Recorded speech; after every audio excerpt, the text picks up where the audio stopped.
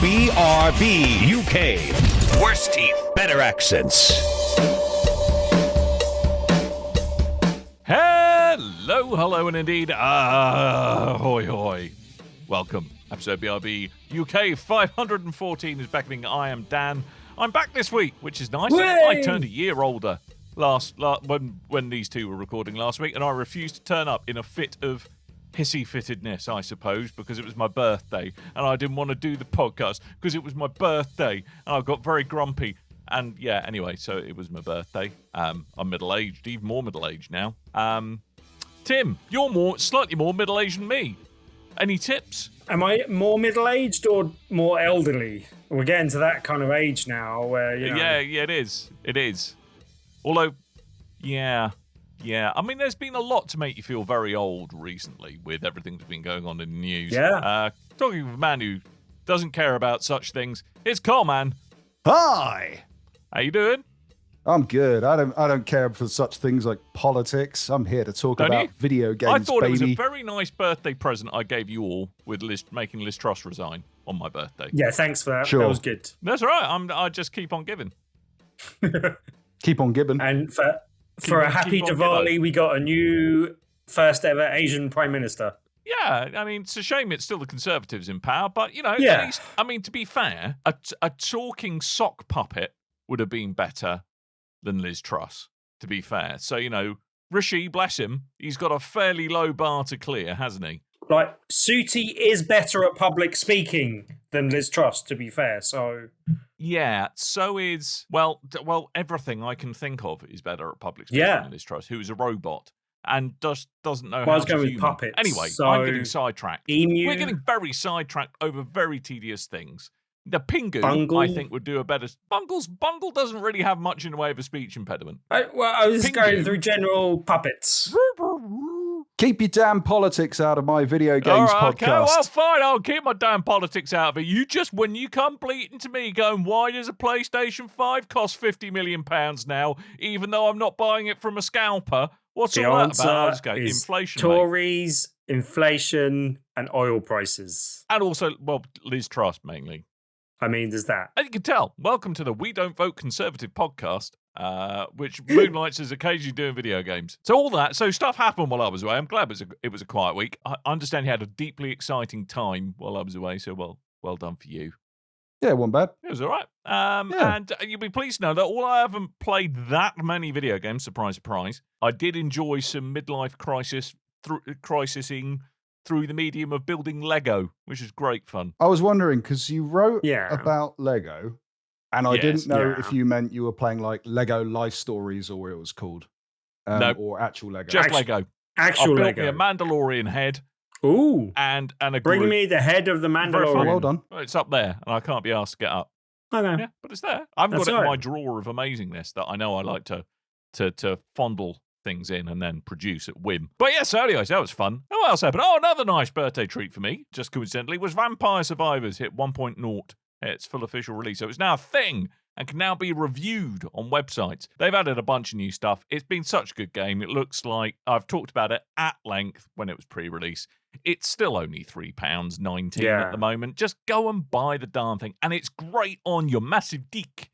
Have they added the story mode that's been reported on? Not yet. It's still... Okay. I know that's There's being still written there's by more stages, Sterling, there's right? more modes, there's new achievements, there's new combinations of weapons. It's got Twitch integration. You know, chat can trigger special events for you and cause all kinds of chaos. It's like 2017 all over again. It's amazing. You're not the only one raving about this. Everyone else I see speaks about it very highly as well. So yeah, I look forward to it coming to other platforms that aren't the PC. I think it's in preview on... I think it's going to come to Game Pass eventually. Okay. I know it's on PC. It is slated, I believe, for a console release. But Coleman, seriously, Steam Yes. Dick. Play it on your dick. I've looked at Why- it. It's not why- really why my you giving kind me of that? Why are you thing. giving me sass? Why are you giving me sass? I'm giving you a particularly excellent No, recommendation. it's a good Something you video should game, pick- and Coleman doesn't pick up like on good your- video and you're games. throwing it in my face. You're throwing it in my face, Coleman. Right, I'm writing it down. Vampire Survivors. Vampire Hold on. Survivors, right? Are there any spiders though, Dan? All right, you're all right then, Coleman. There are no spiders. There Yeah. are angry cows.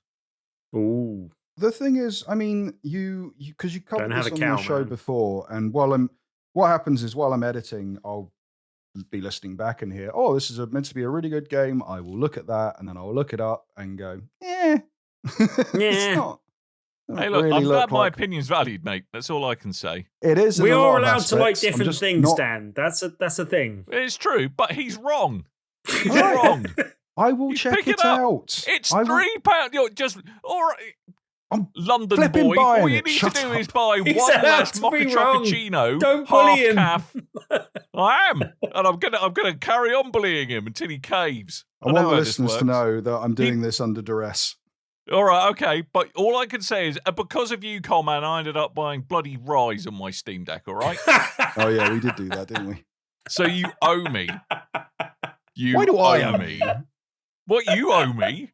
We did it for a joke to annoy Tim. Well, be like, oh look, How we is that can gonna play this now. annoy It's on me? Steam Yeah, because you bought and weirdos. sent us Xbox copies, and then we didn't play them, and then went, aha, look, now we have this on on Steam. Now It's you're going to buy it on finally worth Steam so you picking up. can not play it there as well. That's Yep. okay. Yeah, anyway, Pretty much. Right, That's how it works. It's a copy of Rise. But at least it now means Done, we you're can happy use the now? Xbox. Yes, I am. Thank you. Right, We can okay, now right, use our install. Xbox copy for the purpose it was intended, which is a very shiny drinks coaster.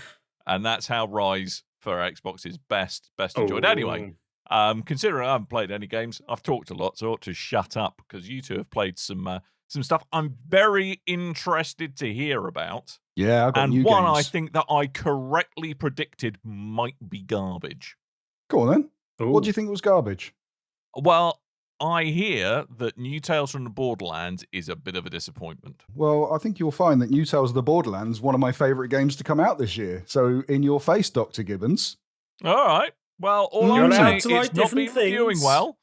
It's not been reviewed. Again, he's wrong. Coleman I'm likes saying this bad with games. completely This is the unqualified thing. opinion. Yeah.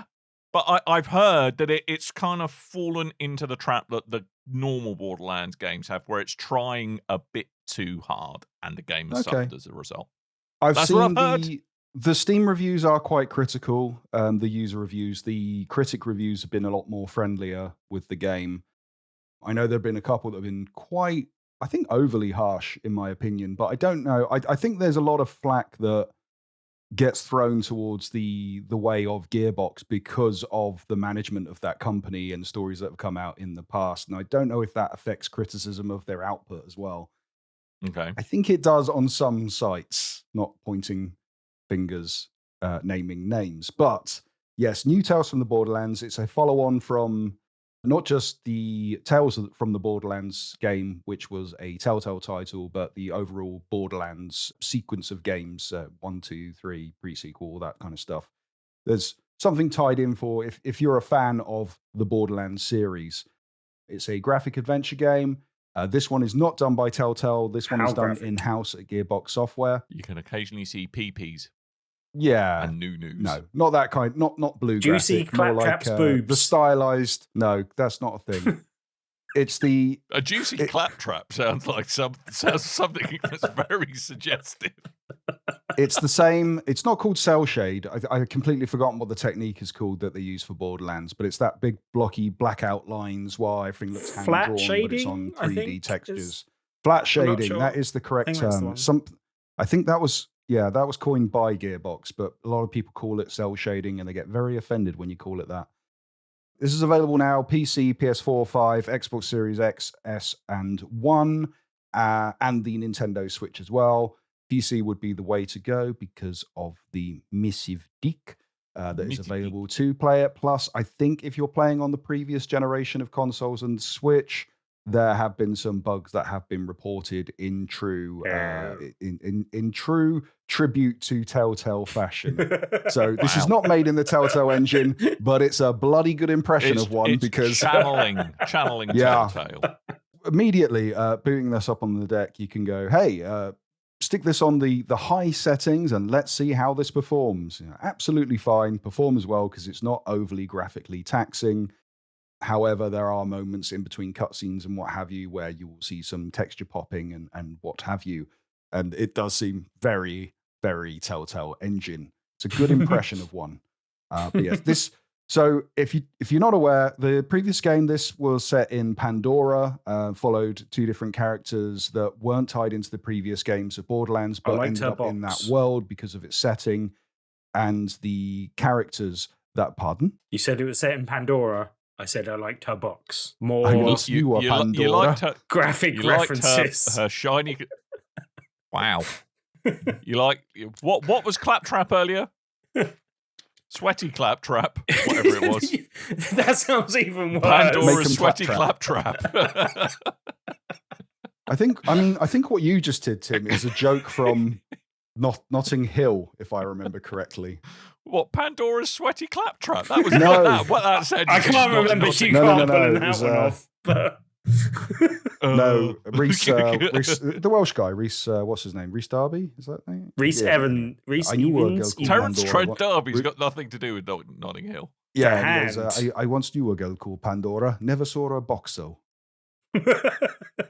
Whereas the other one was set after the events of Borderlands 2, and because of the characters that you meet along the way, the heroes from the previous games, it kind of ties in that way between the first and second games. This one is set on the planet of Promethea, which I believe is the setting for Borderlands 3. Didn't play Borderlands 3. I know you did, Dan, so you can kind of confirm this stuff with me.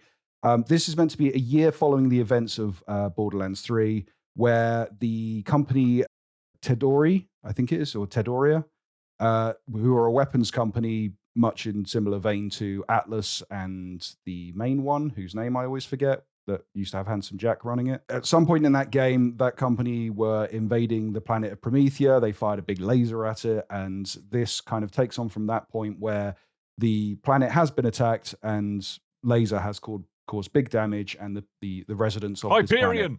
Hyperion, thank you. That's all right. The residents of this planet are now trying to recoup from this. You play as 3 characters, so that's 1 extra from the previous game. You have Anu, who is a scientist and a weapons developer for Atlas. You have her brother, Octavio, who is a kind of a streetwise hustler who lives down on the planet. And with a name like that, really? Octavio, yeah. And then... Octavio? Oh, bust some moves, Octavio.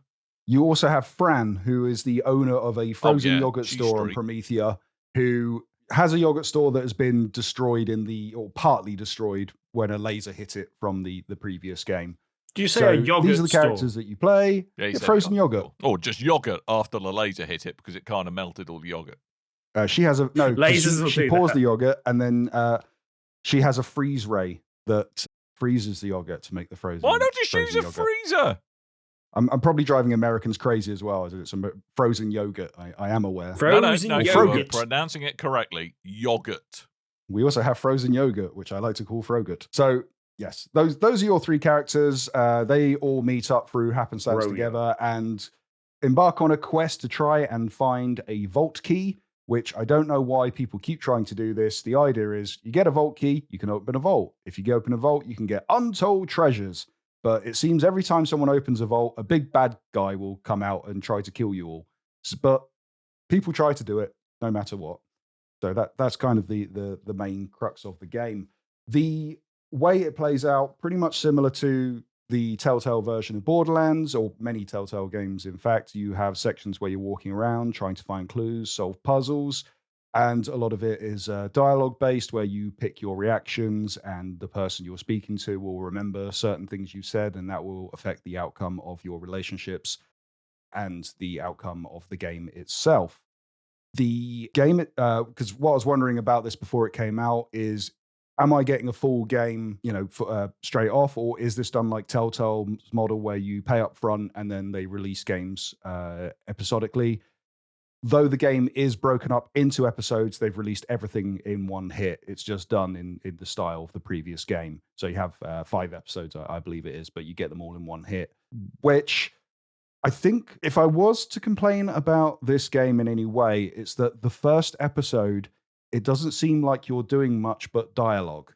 It's very dialogue heavy, a lot of picking choices, and then you sort of step back after an hour of doing that and go, I really wish I was playing the game because I don't seem to be doing much before it gets into your more traditional stuff by episode 2. But I really like it. I know one of the biggest criticisms has been the writing of the game. It doesn't feel like the original Telltale game, and I think that is a very high bar to set yourself to, because the original Tales from the Borderlands is possibly one of the best story games out there, even though it is a Borderlands game, and I'm not a particular fan of the Borderlands stories in previous games. But it does slot in nicely. It's a decent follow-up. It fits in well with the world. I like the way the characters are written. I like the way that the characters are voice acted. I have laughed out loud at different moments of the games because of the way it's written. Lol? I did lol. I did Lolled? Brilliant. I stood there with my deek in my hand and went, lol. Lol. That's how I lol.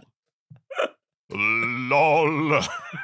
I will say, yes, I have enjoyed this game thus far, and I do recommend this if you are a fan of either Tales of the Borderlands or the Borderlands series as a whole. I think it's a good story. 2 questions. I have a question. The first. Do you have to have played the original Tales of the Borderlands to get this game? Does it? Is the first one required viewing? I don't think so. But if you haven't played it, I think you'd be doing yourself a disservice by not playing it, because it is such a good, well-written game. Okay. Question the second. Mm-hmm. Do you think Gearbox have tried a bit too hard to be like Telltale? No, because they're hiring some of their staff, for instance. Well, yeah, they did. That's a shortcut, admittedly.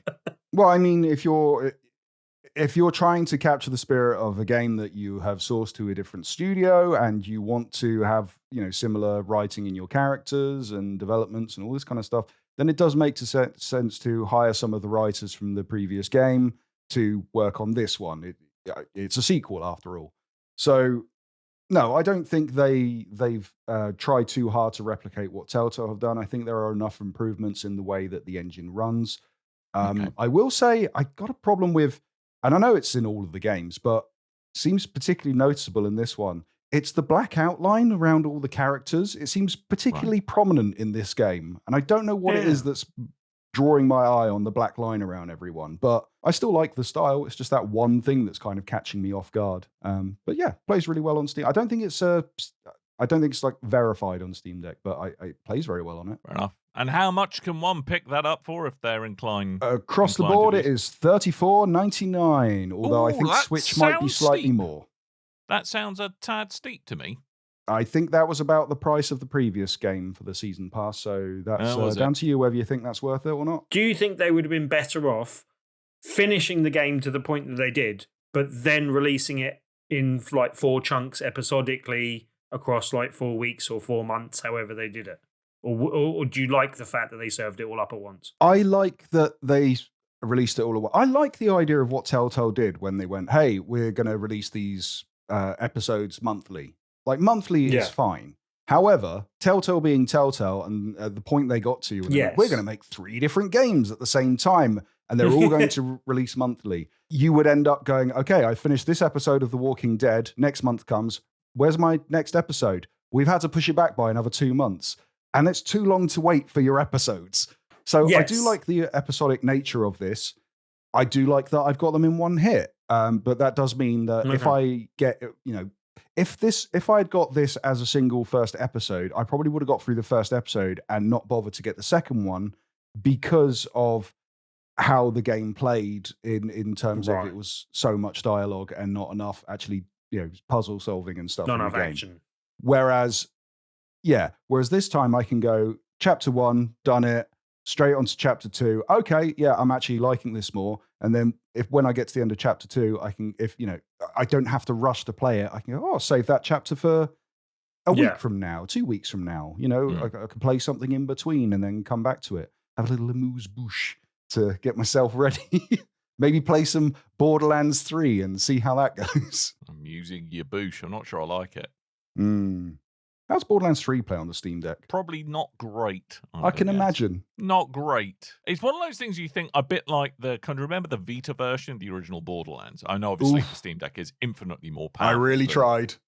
Yeah, I've got a horrible feeling it might be a bit like that. The funny thing with the Borderlands on the Vita was I bought it on the Vita because I wanted it to play it on the go, and I hadn't really gotten into the previous versions of the game to compare to.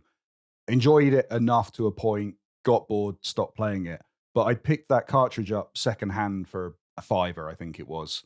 I then, at that point, I think when I still had the physical copy, the Vita was long dead, and I managed to sell it for like 60 quid on eBay because that version of the game is in demand. Right. Collectors want it. You might be making yourself part of the problem, Coleman, you filthy scalper, you. But I'm not scalping. I'm just putting it on eBay and seeing what happens. I put it up for a tenner. The market chose the price, Here's me. yeah? Say nothing. Say Exactly. nothing. Anyway, I feel like with that slightly unsavory taste in my mouldy claptrap, Why? It's a good game. I'm going to go on for something a bit more wholesome because I genuinely loved the first game in this series. And Excellent. it was, frankly, one of the nicest surprises that the Switch had to give me. So I'm very excited to hear about Mario and Rabbids Sparks of Hope because I hear they have slightly knocked it out of the park. They've made some really smart design decisions in what they've changed from the first game to the second one. And I've even heard the words unbridled joy used in the same sentence. Yeah, I'm actually more concerned. I'm worried that the removal of the grid structure. That I'm in a good mood? No, that the grid structure removal might make it less appealing to me. So I'm coming at it from the other angle. Oh, well, better tell them. Tell them that Tim's please unhappy. convince me, Coleman, that this is as good as other people are saying it is, and those concerns are unfounded. Nah, it's crap. All right, move on. Excellent. Great review. Loving your work, Coleman. No, so Mario plus Rabbids, I was late to the party on that one. I only bought it after Tim was playing it, actually, and they had it on a sale with all the season pass and stuff, jumped into Great it, game. played it for a bit, got stuck on a bit, didn't come back to it until they announced the sequel, ended up just going through all the campaign and the DLC in one hit. Absolutely loved it. Went, yep, safe to say I'm getting the sequel to this game. It is very, very good. So if you don't know, Mario plus Rabbids was the Kingdom Battle, I believe the original one was called. That was the work of Ubisoft in collaboration with Nintendo. Ubisoft make game, get to use Mario characters. Worked out very well. Turn-based strategy, Reading action verbatim adventure from game. the contract there. Mhm. Yeah, turn-based strategy type game. I heard a couple of people describe it as kind of baby's first strategy game because of the characters that are involved in the game. It's more appealing to the younger audience. Makes sense to make it a more easier game, although there were difficulty doing options. A massive disservice. Yeah, I mean, I got stuck on it, so but I never play turn-based strategy games. I find them quite a bore, to be honest. A lot of people refer to it as Mario XCOM, which is a little bit kinder way of putting it as well, kind of thing. And I believe when it came out as well, one of my friends played it, like got it, and then the next day I went, "How was that game?" They go, "Oh, just beat it." Like did it overnight, kind of thing. So it was a bit too easy for me. I'm like, all right, fine. So eventually got down with it. Really liked it. It involved the story of the world of Mario and the world of the Rabbids through weird higgery-pokery. It ended up merging. And there was an adventure that had started between Mario characters and Rabbids that had become Mario characters, such as Peach and Mario and Luigi. Peach being the best one, obviously. And they have to go on a mission to try and find the root of what has caused this, which is a Rabbid wearing like a little VR type goggle headset that's been integrated into its face, and try and save it before more trouble is caused. It ends. It's not a huge story. It's just like a nice little setup, a nice little payoff, and then they all have a little family photo together at the end. And it was quite a nice little note to end on. Ah, the fun they had as well. This one, you see the world of Mario and Rabbids still exists. They are still merged. Everyone lives in perfect harmony, and we're all happy until the world is under the threat of a character called Cursor, who's like a giant dark entity that is trying to capture Rabbid Luma hybrids that are called Sparks. Lumas are the star characters from Mario Galaxy that Rosalina hangs out with. Right. So they're trying to. How have they impregnated a Rabbid? They've just been merged. Right. Like Mario got Best merged not with to a talk Rabbid. about these things, man. It gets a bit messy. And so Mario shagged a Rabbid. No. Right. See, no, that's what I was talking no. about, Dan. No. That's not the title of this episode. Mario shagged because I don't Rabbid. want to make that cover. Yeah. Maybe Tim can draw that one. Maybe we'll get Bleezy. Got some concept art for you. We need to make up. We want to get sued by Nintendo. This is the fastest route to go. Yeah. Yeah, exactly. And Tim Ubisoft. Tim hasn't for used one. the legal and defense Ubisoft at of the same parody time. for at least 3 weeks, so we need to. Anyway, so the main bad guy of Cursor, they're trying to capture these sparks, and I mean, he's going to them- be with a name like that, isn't he? He's not being set up for success by his parents, calling him Cursor. And isn't he? using the power of these these sparks, they want to infect the world with dark mess. Dark mess. It's a mess that is dark. Dark mess. Like a dark mess, goo. dark, Yeah, dark mess. dark mess. Sorry.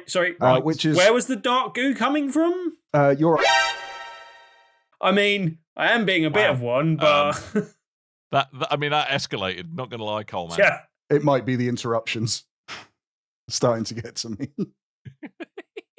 So dark mess shot out of a Rabbids fetid bumhole, right, with Sure. your sofa. Anyway, no, it's this dark goop stuff that infects the world and makes the weather more extreme. Sunnier environments become dark and rainy and stormy. Icy environments become more like tundras, that kind of thing. So So you're it's going oil. around the world and trying to much like oil. So adventure starts, and you're off on an adventure to find all these sparks and save the day. Along it, you get some returning characters from the previous game, along with new ones, such as a Rabbid version of Rosalina and Bowser. No Rabbid Bowser, as Eh? far as I can tell. Yeah, Oh. Bowser joins the crew. That's pretty cool. Yeah. Just He's check got it a out. bazooka. A Bowzooka, I think you'll find. Ah. Changes to the game include, as Tim said, the removal of the grid system to create more of a free roam type section of gameplay, which works very well. You have free roam to move your characters until the point where you attack. At that point, they're then locked to the space they've moved to, which is handy because you could just take out one of your 3 characters, move them to a section, move like as far as they can possibly move, get another character to walk up to them, and then use a hero jump, they call it, which is basically one of them giving a boost into the air, which gives them more movement to move behind enemy lines and start attacking. And then you can then take that character and move them somewhere else on the board until you want to attack. So stuff like that, it works really, really well. It took a little while to get my head around it. I did like the grid system. I too didn't think I was going to like the removal of it, but it flows really nicely this way. I actually quite Okay. like that. I'm guessing it would, if you're more of a hardcore turn-based strategy type guy, that will probably annoy you because every Right. one of these games is kind of more of a grid type system. So that makes sense. The other big change is that, so weapons in the game, you have your main weapons. They're all kind of themed out around different things. In the previous game, I think each character kind of matched what their Rabbid counterpart could do. Whereas in this one, each character has their own different class. None of them seem to be the same class. So they have different weapon skills. They have different weapons in general and different skills in general. But in the previous game, you could get different variants of your weapons to have things like bounce attacks and bomb attacks and honey attacks, and it would depend on the type of weapon you got. This time, the weapons are exactly the same. It's the only type you change them is when you apply a skin, and it's just for cosmetic reasons. It doesn't seem to make any change to the weapon itself. The powering up of the weapon just comes through leveling up your character. So when you level up your character, you've got your skill tree, your attacks, all that kind of stuff is what you're charging up, and your weapon progression kind of goes with that. Where the special attacks from the weapons have been removed are now replaced with the sparks. When you find a spark, you can attach it to your character, and different sparks have different specials that you attach to that character instead of using your weapon specials. So, for Okay. instance, you could have one that has electric powers, and you can use that if you equip that to a character, you get an electric charge. So when you slide attack your one of your enemies, you can deal extra shock damage to them. You can have ones that Cool. have a fire spark that will allow you to add fire damage to your weapons. One that can add attack skill up and all this kind of thing. You have different elemental type sparks cause different attacks and boosts and things to you. It's a very handy thing. The other thing that is added is, as well as having a mix of Nintendo characters and Rabbid Fusion Nintendo characters, there are new, to begin with, you get a new character that is a Rabbid that isn't a fusion Rabbid. It's like a Rabbid type hero, a very moody, angsty, very Square Enix looking character, big sword, anime type hair. They're called Edge, and they're out there to help you fight with the sparks. And they're quite a welcome addition, but it does cause one of the underlying things that I don't like so much about the game in comparison to the previous one. The previous one was very much a case of what fun creations are we going to get by mixing Nintendo characters with Rabbids, like the Rabbid Boo type opera singer, the Rabbid Donkey Kong, Rabbid, Wario, and Luigi, the delight on my face when those two popped up in the game, so late in the game as well. This time, it doesn't seem to be that. There's a lot. It's more like your Mario characters hanging around in the world of the Rabbids, and it's less Rabbid fusion stuff and more like there's Rabbid gods and Rabbid DJs, and it's more like just regular Rabbids. However, on your team, you seem to have Nintendo Rabbids.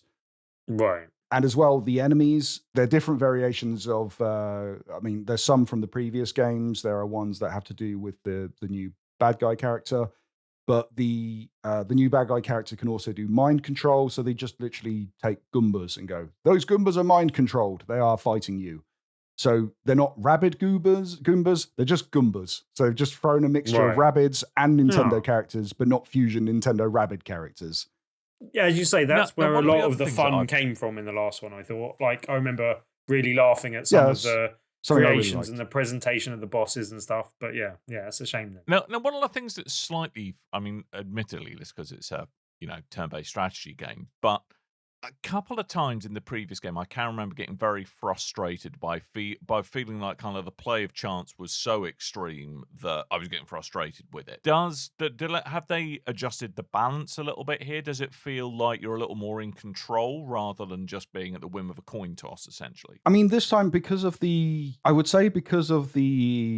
revised mechanics to the game, it's simplified for those starting, and it makes sense because it appeals to a younger demographic. You've got a Mario game, you've got a Rabbid game, so you want it to be available for children.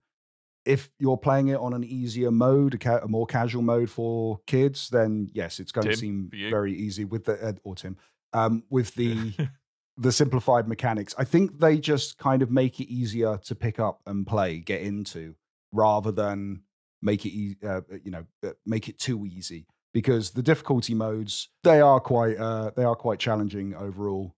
And as well, I think you're rewarded for playing the difficulty modes. You actually, your experience climbs higher. It's easier to level up and unlock things quicker than if you were playing on an easier mode. It's only easy unless you want it to be easy. It's only hard if you want it to be hard. You've got to play around with the settings yourself. But it's the new revised mechanics make it easier for anyone to get into it, I find. But I am enjoying it. Good. Even though I do have some criticisms on the changes, with the whole fusion mechanic that was in the previous game, I do still enjoy it. I do really like this game. There are other improvements as well. There's like part voice acting that have been thrown in for all the characters, unless it's the little Roomba robot thing that's fully voice acted. And a Goomba Roomba. It's interesting because you've got a Rabbid version of Mario. All the Rabbid Nintendo characters are all partially voice acted now, and they have audible dialogue lines. They're not just going brah, which I'm used to Rabbids doing. So, and they'll kind of read like the first line or something that alludes to the line that is being written on the screen. Yeah. And the Rabbid Mario kind of sounds like a grumpy Brooklyn type character, better than Chris Pratt. Oh, too soon. Too soon. It's interesting to hear. I don't like the new Peach voice. It's not what I expect. It's not my headcanon. Was that done by Chris Pratt as well? That was done. Mushroom Kingdom, here we go. Yeah. Back sing it in. All that said, it's a very good game. I think it is worth picking up, especially if you're a fan of the previous game. Even though there's voice acting added, it's kind of wasted on me because I play this on mute in handheld while I listen to podcasts quite a lot. Yeah, that's probably a thing. For me, I kind of made the decision on this one that as it's not quite a full price game, but pretty much close to it. I think you were about to say $49.99. I'm probably more interested in playing Midnight Suns as a slightly different take on the turn-based strategy type thing.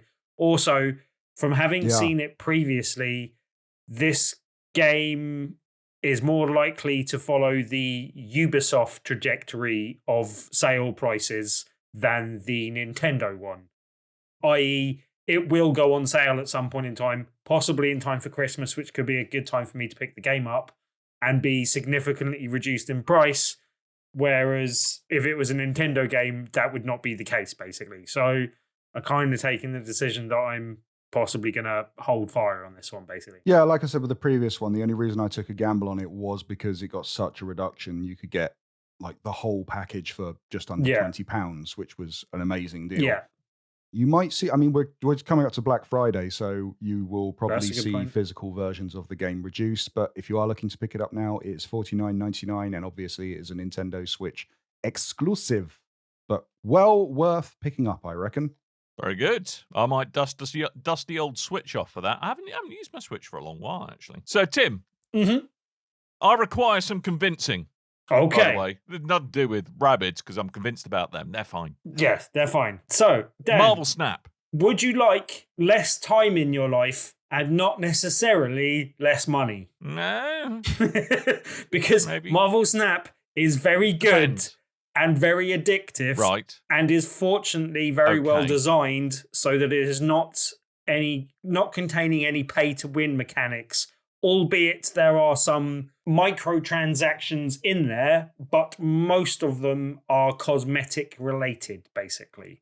The vast majority. I have a question. Yes. Do I have to play against other human beings? You start off, and a lot of people think they are really good at this game because you start off playing against bots, and it kind of eases you in without letting you know that it's lessening the frequency of bots and is adding human characters in there.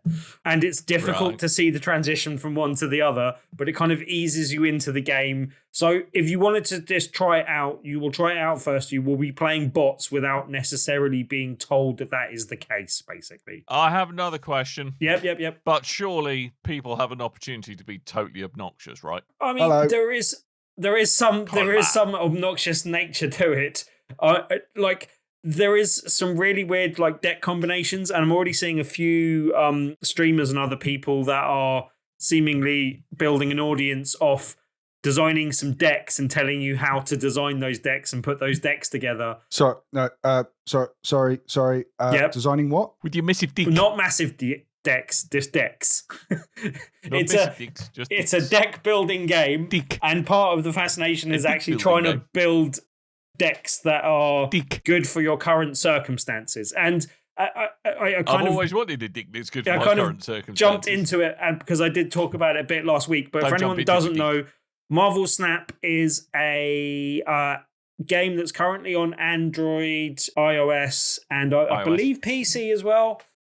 But it is a free-to-start, free-to-play battling game where you are deck building, and then you build a deck of up to 12 cards. And then you are fighting in 3 lanes, in which of each lane you can lay a maximum of 4 cards. They're really quick games. They take about 3 minutes each. Well, they're actually 3 minutes or less because the maximum amount of time you can take is 3 minutes. And that's only if you and the other person are having to wait until the end of each timer on each go. There's only 6 goes in most games. You do occasionally get a 7th go. But basically, there's 3 lanes and you're competing for those 3 lanes. And those 3 lanes have a Marvel location that you are battling over.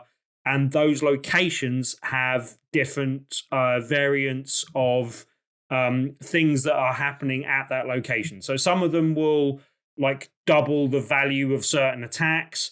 Some of them will give a minus figure to your energy that you put there.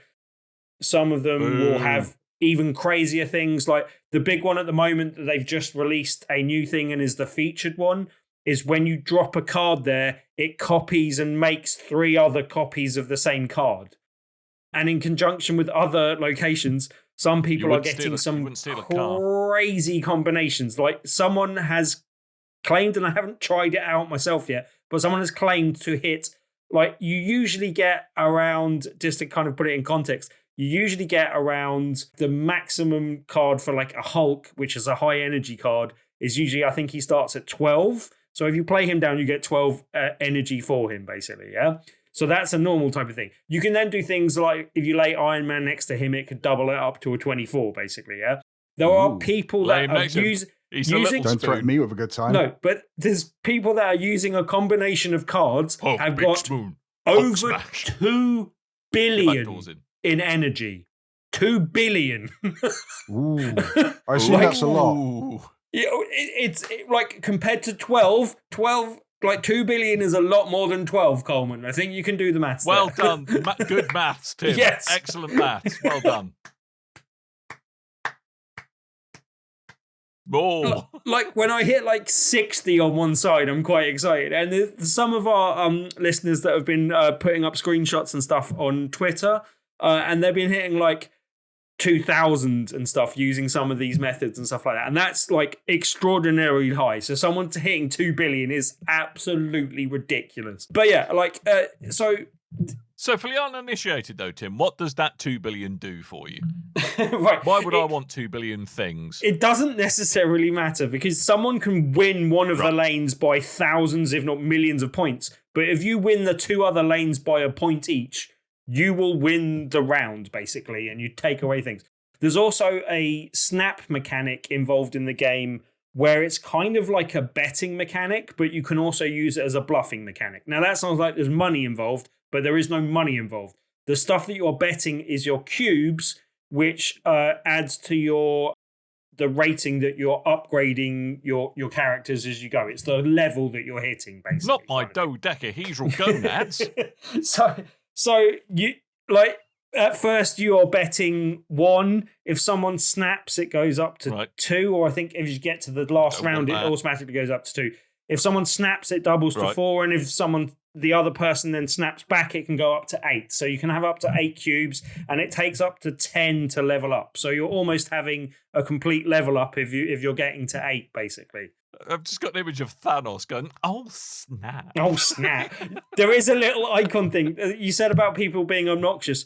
There's actually a way to communicate in the game, but you can't talk to each other or do things. So there's speech bubbles that you can have coming out of your character that say like, hello, and oh my God, I can't believe what just happened, or and like different things that you can say, but they're limited to the speech bubbles. But then there's also a few little icons you can do. So you can do a little where it looks like the Thing and Hulk's fist bumping.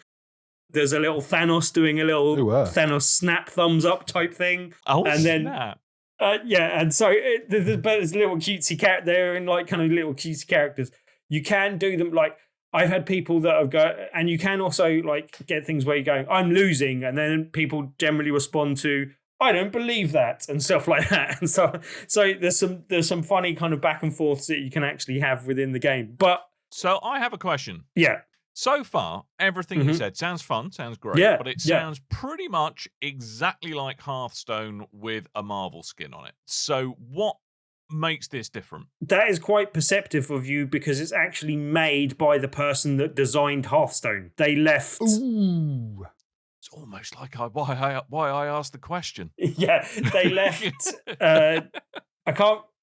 Blizzard. They left Blizzard to go on and make this, basically. Okay. I've only played Hearthstone very briefly, so I think there's a slight difference in that. And I think if I'm correct in saying that you have a lead character or like a head, a bit like Magic, you are battling again to just take out that person, and it doesn't really matter what happens with the other character so much. This is different in the fact that you've got the 3 lanes and you're just battling over those lanes, and if you win 2 out of the 3 lanes, you win the round. It's also, I don't know how quick to play Hearthstone was, but this is particularly designed that you will be playing for a maximum of 3 minutes, basically, because I think it's 30 seconds per turn. Which is your regulation toilet stop. Yeah, pleased to hear. Exactly the same length of time. As I said, there's no real pay-to-win mechanics. Everything that you can pay for, and even stuff that you earn, some of the units and stuff in the game that you can spend on stuff, is all cosmetic based. It's all just kind of upgrading the look of the card You go from like just having the frame break, so the character comes out of the screen, to being 3D, to having an animated thing, to having a shiny logo, and there's like shiny backgrounds and other things that you can get. So that kind of, it's all that type of stuff that's mainly the stuff. The one thing I will criticize from a price standpoint, particularly, because you can buy things which will like accelerate how quickly you buy Captain America is the one that is there at the moment. But you can just unlock Captain America just by progressing through the game naturally. But you can get advanced access to him. That I don't mind too much, and that seems fairly reasonably priced. The one thing I think is extortionately priced is the season pass. Now, I don't know how long that season goes on for and how much content is necessarily within that. And the first season that they're doing is the symbiote season. So it's got all your spider peoples in it and Venom and Carnage and all that type of stuff. They're not really symbiotes.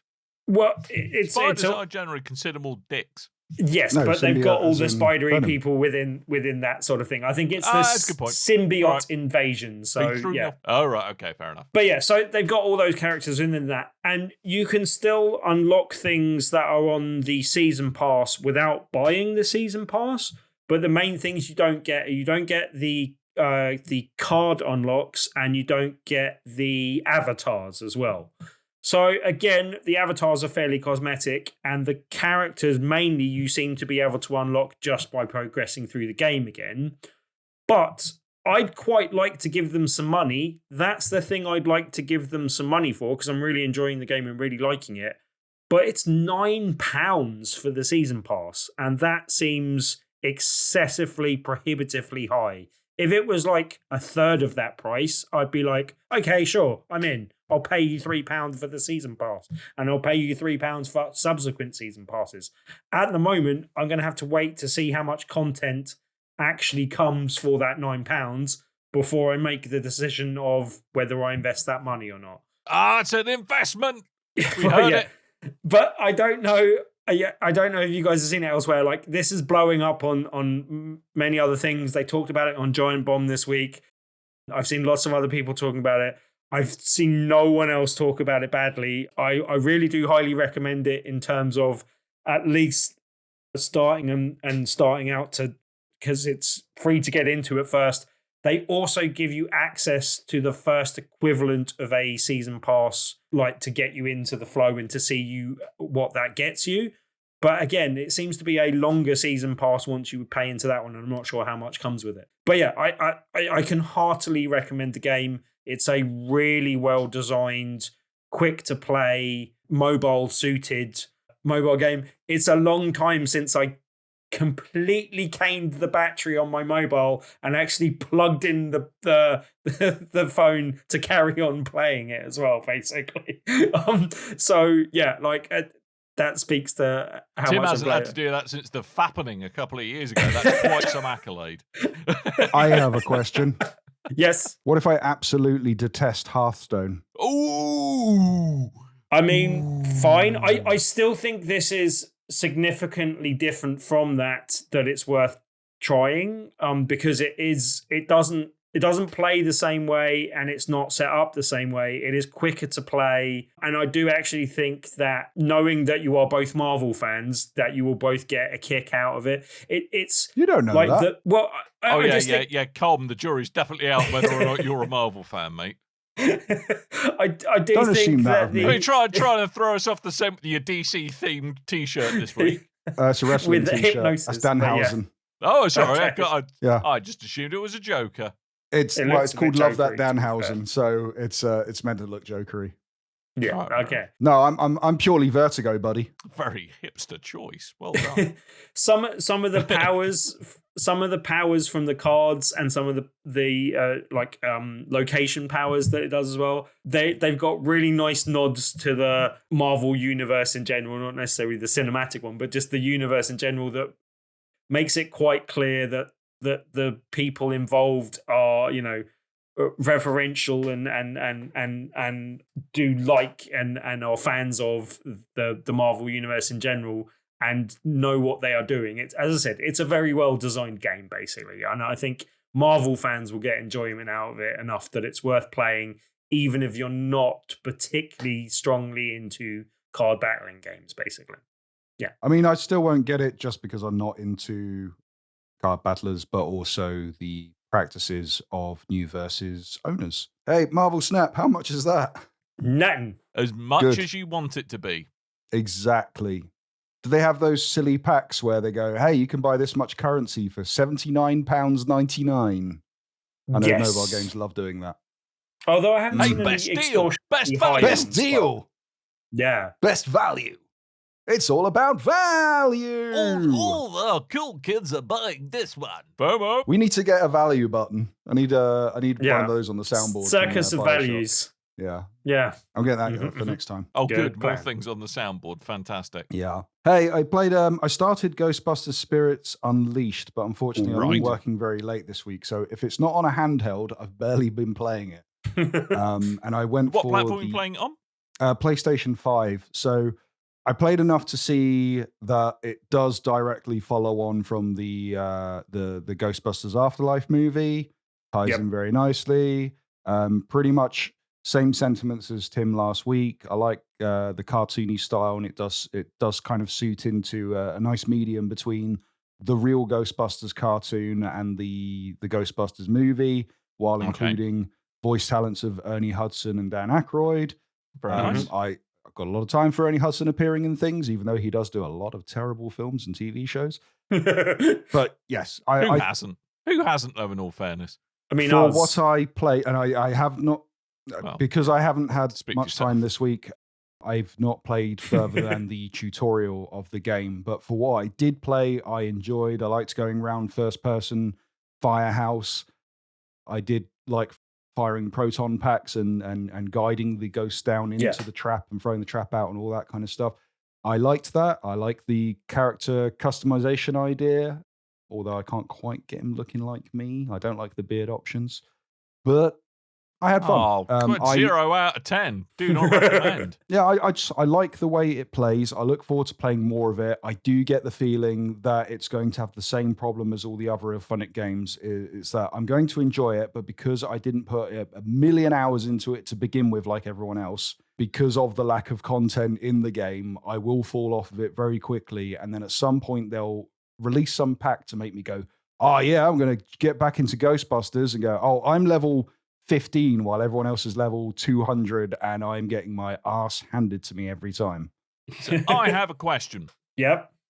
And Tim, you might be better placed to answer this Mhm, Yeah, mhm. if Tim's you played more. progress past the tutorial. I hear this game has got some serious problems with balance insofar as it massively favours the ghost. The ghost is I the did ghost. find I did find that at There's a first, ghost. and I think it's easy. It's easier for people to think that to begin with, but when you start leveling up your character, and if you coordinate well with people online, and I'll come back to the fact that I didn't do that well this week. But otherwise, What a yeah, like surprise.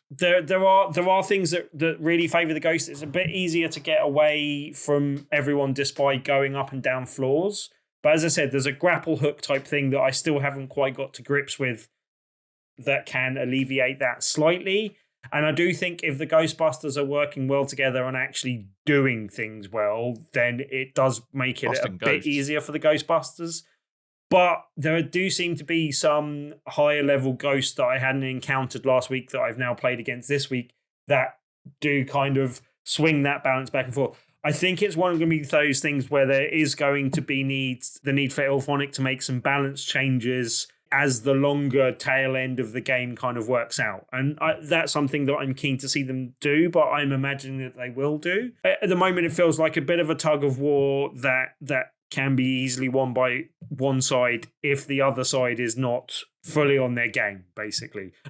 For an example, and I've mainly said I mainly played offline last week. I have played a little bit more online this week and a little bit offline. Not quite as much as I liked. A bit like Coleman, I had a very busy week this week, so I tended to play a little bit more on mobile than I have on my consoles. But I did have one online session where, I don't know if you guys have done this yet as well, like there's the new join function on the PS5, and I hadn't actually used that before. I thought it would then, Nope. like having pressed on join, it would give me the option of what to join, but it just doesn't. It just chucks you straight in with a game that someone's playing online. And I didn't get permission to, I forgot to ask him to give permission to say his name online, and we were actually playing without headphones. So I'll just say his name was Assassin and won't go any further than that. But there was a funny story related to this. How wonderfully generic. There was, well, he had another part to his name, but he'll know who I'm talking about if I say Assassin, and it won't give away his name. So I think that's a good way of doing it. But Assassin Jeff Bridges. Assassin Jeff Bridges, exactly. He'll know. A He'll very know who I'm particular talking set about. of bridges. It was Liam Neeson. But anyway, yeah, I confused my old people there. But anyway, but basically, yeah, I was playing online with the assassin guy, and we were playing with one bot and one American dude, and like we wiped out the 4 rifts. Sorry, the 3 rifts, because there's 3 rifts that basically the ghost can respawn from throughout the environment. So it's a good idea to take the rifts out first and then go for catching the ghost. So we did that, and we did that. They're like they're like the Horcrux things, right? Where they are, they're essentially the ghost lives, correct? Yeah, and they're basically objects in the environment that you hit that then reveal the rift, and then you kill the rift by firing your proton packs into it. Yeah. You have to fire them for a little bit, and if multiples you're firing, it takes down the length of time it takes to do that. So you kind of cross the streams to fire it into the rift, take out the rift, and they are the respawn points for the ghost otherwise, basically. So if you don't take them out first, you've got to take out the ghost multiple times, and it's easier to take out the rift, although you have to find it with your PK meter. But it's easier to take out the rift than it is the ghost part bit. So it's better to take out the rifts first. Fair enough. So anyway, we did the rifts. We took out the rifts in such record time that I got an achievement for it and hadn't done that previously for taking the rifts out in record time. We still didn't manage to catch the ghost. Part of the reason we did not catch the ghost, it was myself, Assassin, a bot, and an American dude literally called, should I say his name? I'll mix up his name a bit, but he was literally called Marijuana 420. And he was wandering around, and I didn't know this. When you don't have headphones on, the voice comes through the speaker on your control pad. So he was the thing was coming out of my controller saying, "Dude, my proton pack isn't working. It's not firing properly. I don't know what's going on." He was literally just wandering around the level saying that for like the whole time we were trying to do things. I was like, "Dude, you're not helping here. Like, I don't know what's going on. I have no idea what you're doing." But yeah, Reese Evans was actually. But no, yeah, like yeah. So we did very well to start with, but still didn't manage to catch the ghost, basically. So it was funny. I had a good fun time playing, but we were not successful in our ghost busting on that occasion. So yeah, like so far I've had more success playing offline, even with like all bots. But I would really like to get 5 of us together to play this. We've given away 4 codes to 4 of our American listeners. So if any of them are listening again this week, if you see me online or want to see me online, I'm Mighty Mutt on PS4.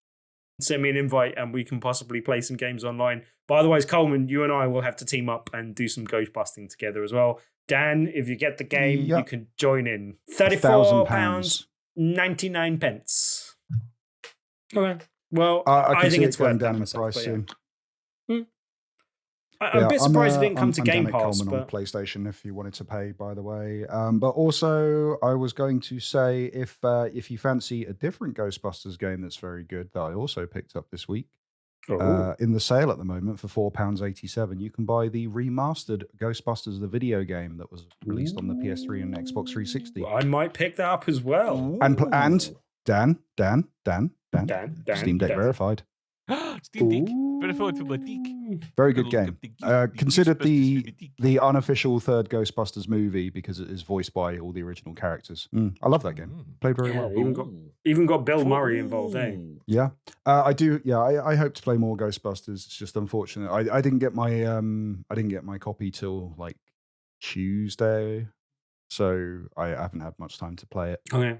I will need to be finish likely the playing tutorial and Saturday play if it you're up for properly. that at some point. But yeah. Maybe we'll see. I'm with all these new games coming out, I am very much stepped away from Cyberpunk, and it's really upsetting because I love playing Cyberpunk and I want to play more Cyberpunk, but I've got too many. You can games play to- more Cyberpunk, Coleman. That's okay. We won't Yeah, hold but it if I against play you. Cyberpunk, if I play Cyberpunk, I play Cyberpunk. I'm like Dan on Destiny. Like you can't Yeah, tear I was me about to away say, from it. Dan played Destiny 2 for like he'll 2 resurface years. in 8 years and wonder what the heck's happened.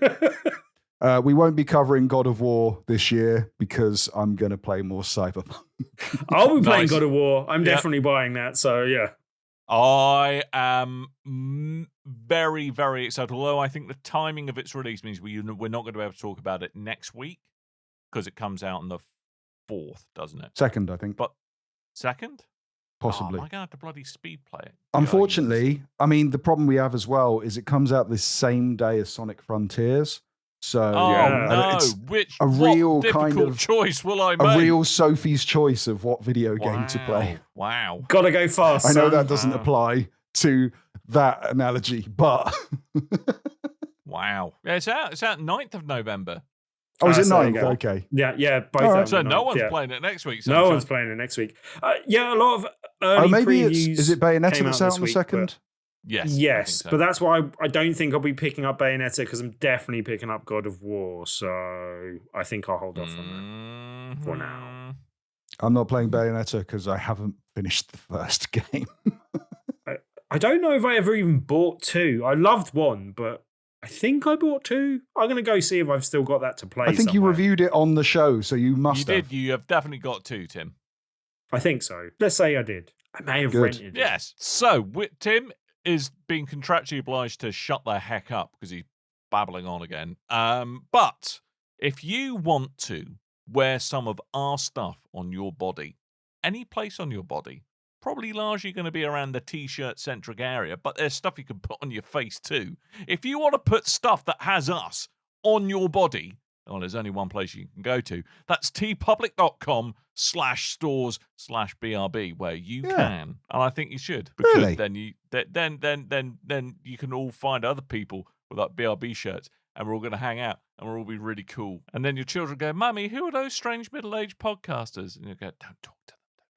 It helps to rep your stuff sometimes. I was once on the tube wearing a Podcast Beyond T-shirt years and years ago, and the guy in front of me on the tube was wearing a Limp Bizkit Significant Other hoodie, and I was looking at him going, "Who the hell's wearing one of those in this day and age?" And then just as he got up to get off the tube, he looked at me, and went, "Beyond!" I went, "Oh damn, it's one of my people." So that's who's wearing stuff that's outdated. There we go. People like me. Yes, it's because we're old. Spoiler alert. It's because we're old. Tim, is Tuesday a Tuesday this week? He doesn't know. Oh crap, he's still muted. Sorry. Like I couldn't tell You you muted about him. the 35% off sales on TeePublic either. So, hey, screw it. Well, because People you have to told pay us more last price. time Give and us it more money. ended by the time the show went out. That's not true. Well, only the video version of the show. Yeah, there's Audio totally only version of the 12 show, and a half fine. hours left of it. Video. Well, there you go. No, there's 12 and a There half are- hours left of it. As I dude. said, there are, as I was going to say, though, there are multiple 35% off sales over the course of the next month. 10, 12. Look out for one of those, and then you'll be able to get yourself 35% off. But yeah, Okay. So yeah, this Tuesday is indeed a Tuesday. Not only that, it is our Halloween special this Tuesday. There was Spooky. a really good crowd last week. Really nice people. We gave away a couple of games via a legally different play your cards right version of that game sort of thing, and gave away a couple of games, but we're back to our feature game kind of It was format called this week. Don't Play Your Cards Wrong. That's what I called it, Dan. You see? Very Play your Ah. novelty different. oversized cards in the correct sequence. Yes. But what we did is we had everyone all play at once. So if you wanted to go higher, you all move to the left. And if you wanted to go lower, you all move to the right. So we had a whole bar full of people playing it at one go, basically, until it kind of passed out Alright. to just 2 winners, and then we gave those winners the person that won between those who got first choice of the 2 games we gave away. See, there you go. It's almost like they were the winner of a competition, Tim. Yes, Incredible. Yes. But anyway, right. So, but yeah, this week is our Halloween special. We have a game called Unmatched, which is a card battling game, Coleman, Marvel version of. So you don't want to come, Coleman.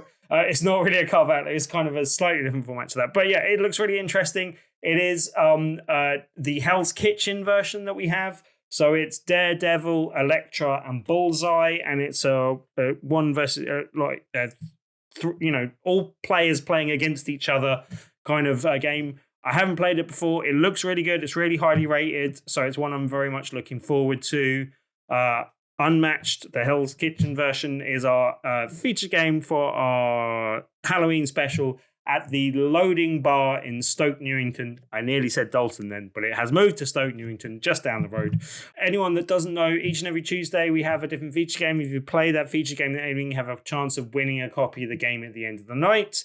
There are more details on the top left-hand corner of BigRedBarrel.com, or there will be by the time you hear this. And we'll also have more details on our meetup group, and you can join over the 2,000 members in our meetup group and search for Tabletop Tuesdays on meetup.com. Jolly good. That's Tabletop Tuesday at London Loading Bar in Stoke Newington. Be there for the witness, to bear witness to the massive Hell's Kitchen themed Marvel massive deek that Tim is building for his battle. There are no bears to witness, I'm afraid. What? Many bears in a bed and breakfast playing. He said bear witness. There is no bear witness. Good. Well, this is going well. Yeah, I thought so. Yeah, okay. This has probably been one of the most shambolic episodes we've ever had. Been. Do you want to do that? I have a question. I mean, yeah. I'm wondering what it's going to sound like when I cut all the chaff out. It's me, Andy Baines. He has been on Discord and he said, not really an interesting question, but I'm curious if any of you have given Grounded a try. All right, quick fire round. No. Coleman hasn't because he's scared of spiders. I haven't because I don't usually play online. I've made an exception for Ghostbusters and will do so for Ghostbusters. I've heard good things about Grounded though. That's the honey. Dan, can you explain to Tim what quick fire means? Okay, Tim. All right, quick fire. That was quick. Okay, I finished already. For quick fire answer. That was not quick. It's yes or quick no. Fire is, have you played it? No. There you go. Right. We did it. You can ask us many interesting questions like, have you played a game you have not played? Over on the comments section of BigRedBarrel.com, and also we have a link to our Discord there. We have a YouTube at Big Red Barrel TV. We also have Facebook and Twitter at Big Red Barrel available on all those formats. But also we are going to have links on our show notes to all the different forms of social media. And also we tend to put links in for any topics that we've been talking about as well. So if we're talking about a specific stream or trailer or something, I've thrown little handy links to all those things available in the show notes. I know, not all heroes wear capes, Dan. I mean, there's a reason we record at this kind of level. Yeah, nice. Lovely. Yeah. That age-old trope of lockdown. Yeah, indeed. So, look, we've gone on for far too long. We have. So we're going to end the show. So all that really remains is for me to remind you that I have been Dan. I may have been Tim. I have been Chaos. Anyway. Dan's so fed up with that. Anyway, How long I'm going to keep that you. going for? Well, you've already kept it going for far longer than you probably should. So, I mean, when does Stranger of Paradise continuing. come out? Because that's when I started it. Yeah. Anyway, we really are going now. So thank you so much for downloading us. We'll be back next week. And until next time, dear listeners, toodle bye. The perfect product. It's perfect for you. Perfect for your family. It's perfect for your friends. A product you can trust. You can totally rely on. A product you can believe in. You and your ears are quite welcome for the podcasting goodness that you just heard. Why not roll on over to BigRedBarrel.com for more podcasts, news, reviews, and videos from the biggest, reddest site on the internet, BigRedBarrel.com. Like, you kind of get a big buzzsaw and carve into his back, basically. And it actually digs like through the shell thing into his back. And you're like, I'm sorry. I was trying to be helpful. Oh, Whoops. Sorry, first day on the job. Yeah,